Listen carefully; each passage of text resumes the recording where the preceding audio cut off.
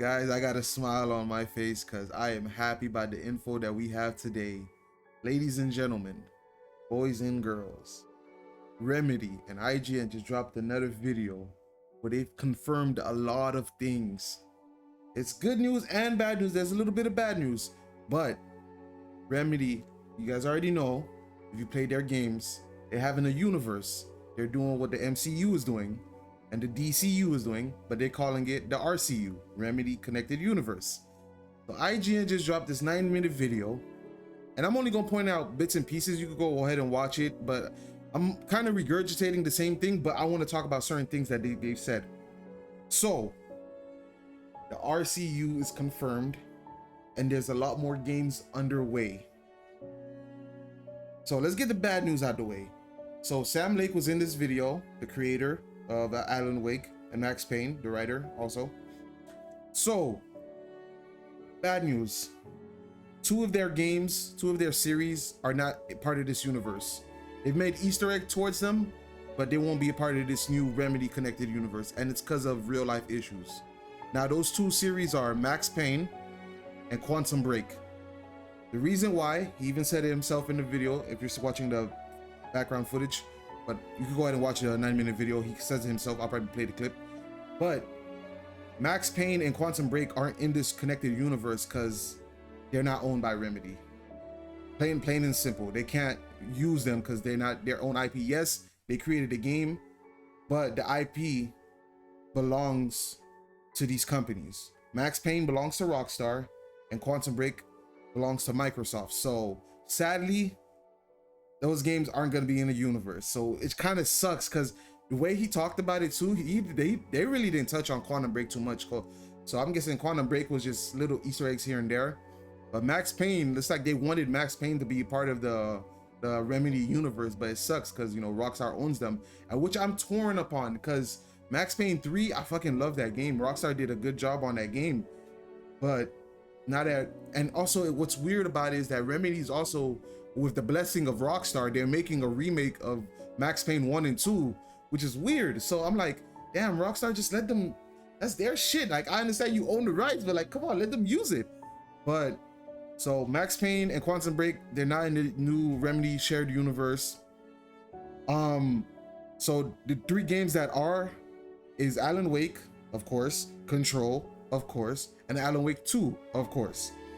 But what we didn't know before is that the universe started with Control, actually, because there was really no plan. There was just Easter eggs between each Remedy game, like Max Payne and Quantum Break, that tied with each other back like early 2010s. But Control is what really started it, because if you play Control, you look through the files, the FBC were doing research on random anomalies and things like that, and the Dark Place is one of them, or the Dark Presence.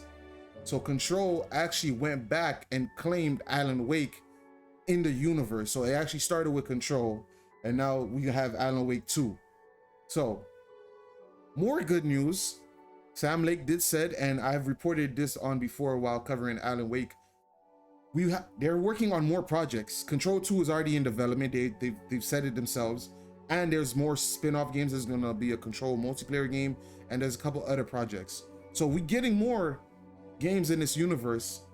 And what's exciting is that we're in the early stages. He said himself, the man himself, Sam Lake, said we're in the early stages right now. So we're watching this being built in front of our eyes. And what this reminds me of was the early Marvel days, the early MCU days, when Marvel, before they overdid it now, they would put the post end credit scene, and you will see different characters from the different movies. I remember when we saw what was the dude, the general, I forgot his name, but the general that was in the Incredible Hulk, he showed up with Tony Stark, asking him, he wanted to recruit Tony Stark.